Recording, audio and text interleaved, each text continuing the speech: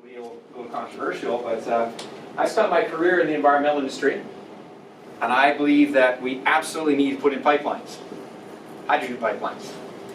I also think that what we absolutely need and depend on is our oil and gas industry to lead us towards a clean tech future by providing the hydrogen we need. So those are two things. It's kind of unusual kind of background, but I think the key thing is I spent most of my career trying to commercialize clean technologies. It is not an easy thing to do, and it's hard to make change happen. It's hard to get things going forward. Hydrogen is, I think, a really exciting area. I was outed for 10 years in the biotech space. I came back in, and it is really, really interesting to see how much excitement there is in the sector, how much activity there is in the sector, how much investment, not just in Canada, but globally. And the reason is it can reduce emissions in very challenging sectors, everything from heating to heavy-duty transportation. It is essential if you're going to try and achieve net zero by 2050. Not something that's an option or an alternative. It is actually going to be essential if we want to get there by carbon neutral by 2050. It's an enormous business opportunity. My members are extremely busy right now. And even a path forward for the oil and gas sector.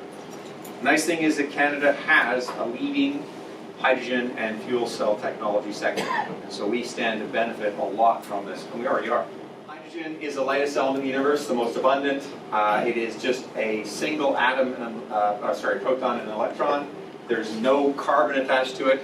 And it is, as I say, the most abundant, but you don't find it as just hydrogen. It's tied up in water, it's tied up in hydrocarbons or carbohydrates in normal life. But if you do separate it out and just have hydrogen, it is kind of neat because you can burn it, just like you can burn natural gas, and produce heat. You can run it in an internal combustion engine, and probably most excitingly, you can run it through something called a fuel cell, where you can actually generate very efficiently electrical power with that. Just like you can, just like the electric power coming out of a battery, except unlike a battery, it keeps on producing that electricity as long as you feed that hydrogen to it. So you can think of hydrogen as very much like natural gas, it's just without that carbon along with it. You can pipe it, you can ship it, you can liquefy it, many, many similar characteristics, but anytime you use it, you're not creating any CO2 emissions. That's the key thing going forward. Okay? That's your two main ways. One is you take water, you apply electricity through it with a membrane between them, and it literally rips the water molecule apart. So you wind up with hydrogen and oxygen. For any chemists or chemical engineers in the room, two water molecules plus electricity gives you 2 hydrogen and 1 oxygen molecule. That's one way to do it. It is green, as in it is carbon-free, as long as the power that's used to do that is carbon-free. That's the key thing.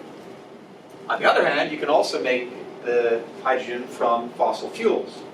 You can take any fossil fuel, but most commonly you take methane, and you run that into a heated reactor with catalyst, with water, and they react together, and you wind up with hydrogen and a purge gas. Now, key thing in this case, taking fossil fuels, is in your purge gas, you have CO2, and that CO2 is emitted.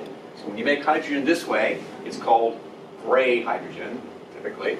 But if you capture that CO2 and sequester it in some manner, and there are many, many ways to do that, and many growing ways to do that, then it becomes what they call blue hydrogen, and its carbon footprint is exactly the same as electrolysis with green power, as long as you properly sequester the CO2 coming out of it.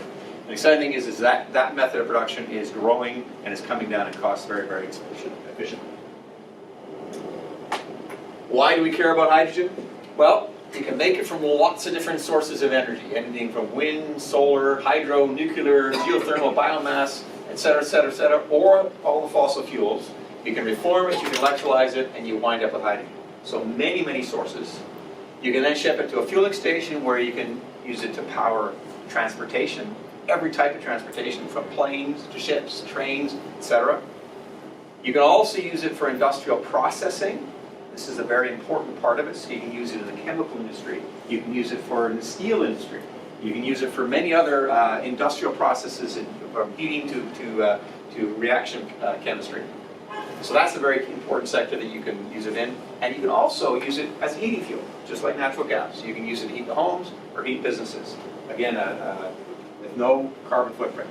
So this is how you can use hydrogen to decarbonize many aspects of the economy. Lots of stuff going on around the world. Just touch on it very highlight. China, very busy. They're putting a lot of effort into this because they recognize it can help clean up their major cities and give them some energy independence. So Japan and Korea are all in on hydrogen. There's a lot of activity going to be coming up with the upcoming Olympics, and a lot of their car companies and others are very focused on hydrogen fuel cell vehicles. The US, mixed bag, but California is still the largest concentration of fuel cell vehicles in the world, and they are continuing to build stations, continuing to put in play new fuel cell vehicles, and now it's moving to the buses and heavier transportation. Europe, very busy. They're building stations, they're rolling out vehicles. And interestingly, a lot of countries like Australia, Chile, and South Africa are seeing this opportunity and are now starting to look at getting into export markets.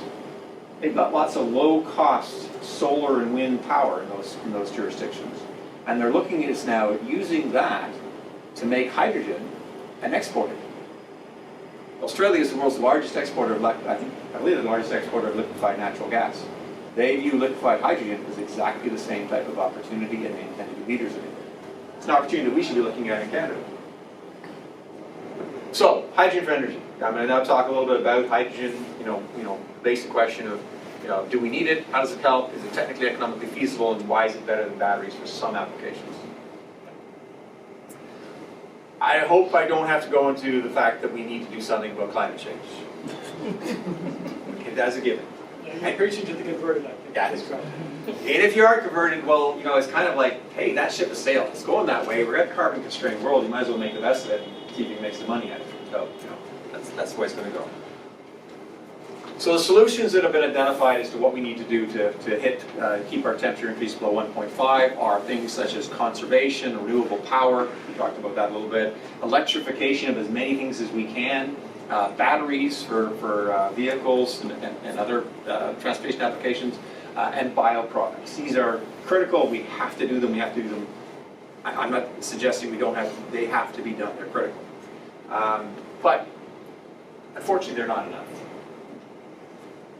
Talk about some major energy-consuming sectors. You have steelmaking, power generation, heating, chemicals, and transportation.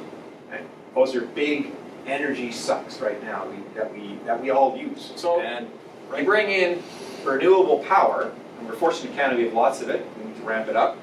And you start trying to displace the coal there. You start using that electrical power perhaps to run some of your transportation. You use some bioproducts for your heating. You try and convert some buildings to electrical heating. All doable, all expensive. Now, what happens if you take some of that renewable power and you make hydrogen? You can do this off-peak. You don't have to add more capacity. This is hydrogen. These are capacity you got already.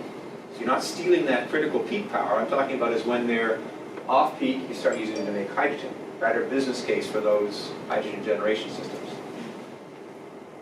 And what's more, maybe you take some of that fossil fuel and use it to make hydrogen.